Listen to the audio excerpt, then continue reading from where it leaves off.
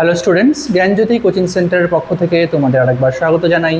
আমি রাজীব স্যার এবং আজকে আমরা আলোচনা করব কলকাতা ইউনিভার্সিটির আন্ডারে তোমরা যারা বিভিন্ন কলেজ থেকে পড়াশোনা করছো পলিটিক্যাল সায়েন্স নিয়ে, তাদের 7th সেমিস্টারের মেজর পেপার 20 বা ডিএসসিসি 20-র যে সিলেবাসটা আছে তোমাদের পলিটিক্যাল সায়েন্সের। তো আজকে আমরা সিলেবাস নিয়ে আলোচনা করব 7th সেমিস্টারের ডিএসসিসি 20 পেপারের জন্য। ঠিক আছে, তো চলো তাহলে দেরি না করে আমাদের যে সিলেবাসটা আছে সিলেবাসটা শুরু করা যাক।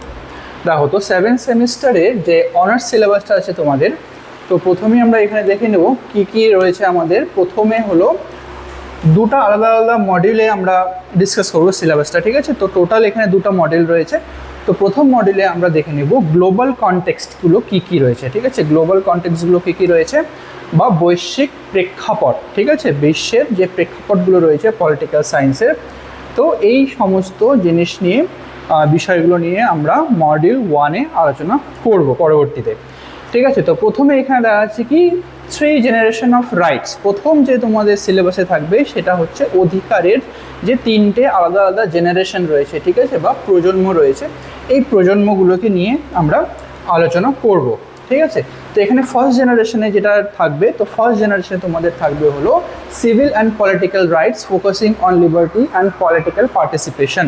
ঠিক আছে, তো পলিটিক্যাল পার্টিসিপেশন এবং লিবার্টিতে ফোকাস করে যে যতগুলো রাইটস রয়েছে, সিভিল রাইটস রয়েছে এবং পলিটিক্যাল যে রাজনৈতিক যে অধিকারগুলো রয়েছে, ঠিক আছে, রাজনৈতিক অধিকার এবং নাগরিক অধিকার, এই সমস্ত টপিক নিয়ে আমরা আলোচনা করব প্রথম জেনারেশনের ক্ষেত্রে। দ্বিতীয়তে রয়েছে তোমাদের যে economic, social and cultural rights. ঠিক আছে, অর্থনৈতিক, সামাজিক এবং কালচারাল যে রাইটসগুলো রয়েছে বা সাংস্কৃতিক যে রাইটসগুলো রয়েছে, এবং focusing on equality and social security. Equality আর সোশ্যাল সিকিউরিটি, এই দুটো বিষয়ের উপর ফোকাস করে আমরা আলোচনাগুলো করব। থার্ড জেনারেশনসে বলা হয়েছে collective and solidarity rights focusing on global piece and sustainable development. ঠিক আছে, গ্লোবাল পিস আর সাস্টেনেবল ডেভেলপমেন্টের উপর ফোকাস করে আমরা কালেকটিভ অ্যান্ড সলিডারি রাইটস বা বিশ্বব্যাপী অধিকার প্রতিষ্ঠার সংগ্রামের সংক্ষিপ্ত যে রূপরেখা বা সংক্ষিপ্ত বর্ণনা আমরা করব। ঠিক আছে, এটা থাকবে তোমাদের প্রথমের সিলেবাসের আন্ডারে। ঠিক আছে, এরপরে রয়েছে গ্লোবাল লিগ্যাল ইনস্ট্রুমেন্টসগুলো কী কী রয়েছে। ঠিক আছে, তো গ্লোবাল লিগ্যাল ইনস্ট্রুমেন্টসের মধ্যে আমাদেরকে পড়তে হবে সেটা হচ্ছে সার্বজনীন মানবাধিকার ঘোষণা, জাতিসংঘের সার্বজনীন মানবাধিকার। ঠিক আছে, মানবাধিকার ঘোষণার যে অংশগুলো রয়েছে, তারপরে জাতিসংঘের সনদ, আন্তর্জাতিক চুক্তিপত্র। ঠিক আছে, তারপরে রয়েছে জাতিসংঘের মানবাধিকার কমিশন এবং ভিয়েনার যে ঘোষণা। ঠিক আছে, এবং এই ভিয়েনা ঘোষণার সম্পর্কে আমরা বিস্তারিতভাবে সেটাকে আলোচনা করব বা বিশ্লেষণ করব, এবং গ্লোবাল এনজিও সমূহের কী কী ভূমিকা রয়েছে বিশ্ব রাজনীতিতে, এই সমস্ত টপিক নিয়ে আমরা আলোচনা করব পরবর্তীতে। ঠিক আছে, আচ্ছা, এরপরে যেটা রয়েছে তোমাদের সিভিল হিউম্যান রাইটস চ্যালেঞ্জেস। ঠিক আছে, সিভিল হিউম্যান রাইটস চ্যালেঞ্জেসগুলো কী কী থাকবে দেখো। তো প্রথমে যেটা রয়েছে কাঠামোগত। ঠিক আছে, কাঠামোগত সহিংসতা। তো এর মধ্যে আমরাও দেখে নেব যে কী কী আছে। Issues of race, racism and sub general based violences. ঠিক আছে, জাতি প্রথা যতগুলো রয়েছে, বর্ণবাদ, লিঙ্গভিত্তিক এবং সহিংসতা, এই সমস্ত রেস, জাতি, ধর্ম, এই সমস্ত বিষয়গুলো নিয়ে আমরা আলোচনা করব। তারপরে থাকবে স্টেট কন্ট্রোলস বা রাষ্ট্রীয় নিয়ন্ত্রণ। ঠিক আছে, রাষ্ট্রীয় নিয়ন্ত্রণের মধ্যে আমরা দেখে নেব নজরদারি এবং সেন্সরশিপ যেগুলো রয়েছে।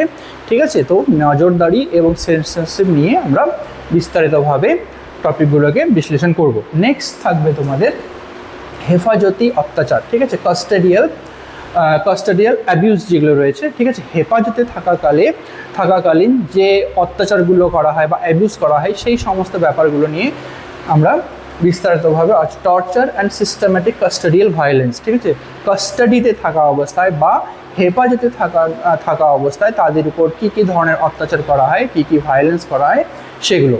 নেক্সট রয়েছে বস্তুচ্যুত জনগোষ্ঠী। এখানে থাকবে বা এখানে আমরা আলোচনা করব উদ্বাস্তু এবং সংখ্যালঘু সংকট। ঠিক আছে, সংখ্যালঘু যে সম্প্রদায়গুলো রয়েছে বা উদ্বাস্তু যে সম্প্রদায়গুলো রয়েছে, তাদের মধ্যে কী কী সংকটগুলো দেখা দেয় সেটা নিয়ে আমরা আলোচনা করব। আচ্ছা, এটা এতক্ষণ আমরা দেখলাম মডেল 1। এবার মডেল 2-এ যেটা থাকবে ইন্ডিয়ান কনটেক্সটের উপর। ঠিক আছে, আচ্ছা, তো ইন্ডিয়ান কনস্টিটিউশনের উপর আমরা প্রথম যেটা আলোচনা করে নেব মডিউল 2-তে, সেটা থাকবে কনস্টিটিউশনাল অ্যান্ড স্ট্যাটুটরি রাইট। ঠিক আছে, কনস্টিটিউশনাল রাইট এবং স্ট্যাটুটরি রাইট কী কী থাকবে দেখো। তো Indian constitutional foundation protection of human rights act, ঠিক আছে, ইন্ডিয়ান কনস্টিটিউশনের যে ফাউন্ডেশন, ঠিক আছে, ফাউন্ডেশন করা হয়েছিল ভারতের যে কনস্টিটিউশন সেটা নিয়ে, এবং protection of human rights act, human rights অ্যাক্টের যে প্রোটেকশনসগুলো রয়েছে সেটা আমরা বা সুরক্ষা কী করে করা হয় হিউম্যান রাইটস, সেই সমস্ত ব্যাপার নিয়ে ডিসকাস করব। তারপরে রয়েছে an organisational structures of NHRC, তারপরে হচ্ছে SHRC and specialised human right courts যেগুলো রয়েছে, সমস্ত হিউম্যান রাইটস কোর্সের ব্যাপারে বিস্তারিত আলোচনা থাকবে তোমাদের। আচ্ছা, নেক্সটে আছে হলো ভালনারেবল রাইটস। এখানে বলছে শিশু এবং প্রতিবন্ধী অধিকারগুলো কী কী থাকবে, ঠিক আছে, যেমন শিশু অধিকার সুনিশ্চিতকরণ এবং প্রতিবন্ধী ব্যক্তিদের বিশেষ অধিকার এবং সুযোগ সুবিধা প্রদান করার ক্ষেত্রে কি কি অধিকারগুলো সংরক্ষিত করা হয়েছে এদের জন্য, সেই সমস্ত টপিকস থাকবে। নেক্সটে থাকবে হলো প্রান্তিক জনগোষ্ঠীর অধিকার, ঠিক আছে, বা মার্জিনালাইজড গ্রুপস বা প্রান্তিক জনগোষ্ঠী, এই সমস্ত জনগোষ্ঠীর কী কী অধিকার রয়েছে, ঠিক আছে, ভারতীয় যে কনস্টিটিউশন রয়েছে তাদের মধ্যে, যেমন দলিত, আদিবাসী এবং নারী সমাজ সহ সামাজিক এবং অর্থনৈতিকভাবে অনগ্রসর প্রান্তিক মানুষদের অধিকার রক্ষা কী করে করা হয়, সেই সমস্ত টপিক থাকবে। আচ্ছা, নেক্সটে আছে তোমাদের যে ইভলিউশন স্ট্রাকচার, ঠিক আছে, কলকাতা বিশ্ববিদ্যালয়ের মূল্যায়ন কাঠামো কীভাবে আমরা সেইগুলোকে স্ট্রাকচার ওয়াইজ আমরা দেখব। যে যেমন তোমাদের প্রথমে যেটা থাকবে হচ্ছে থিওরি এক্সাম, ঠিক আছে, তৃতীয় পরীক্ষার যে থিওরি এক্সামটা থাকবে সেটা হচ্ছে এন্ড সেমিস্টার রিটেন টেস্ট থাকবে, ঠিক আছে, লিখিত পরীক্ষা, ঠিক আছে, এবং লিখিত পরীক্ষা হচ্ছে in depth easy and objective questions from module 1 and 2, ঠিক আছে, মডিউল 1 মানে 1 নম্বর মডিউল আর 2 নম্বর মডিউল থেকে হচ্ছে বর্ণনামূলক এবং সংক্ষিপ্ত প্রশ্নাবলী, যেটা থাকবে তোমাদের 75 নম্বরের জন্য, ঠিক আছে, 75 নম্বরের জন্য তোমাদের হচ্ছে তৃতীয় যেই পরীক্ষাটা হচ্ছে এন্ড সেমিস্টার রিটেন টেস্ট এখানে। তো এখানে এই যে টপিকটা রয়েছে এখান থেকে কিন্তু তোমাদের 75 নম্বরের কোশ্চেন আসবে, ঠিক আছে। নেক্সট হচ্ছে টিউটোরিয়াল কম্পোনেন্টের মধ্যে হচ্ছে টার্ম পেপার বা প্রজেক্ট ওয়ার্ক যেটা থাকে তোমাদের, ঠিক আছে।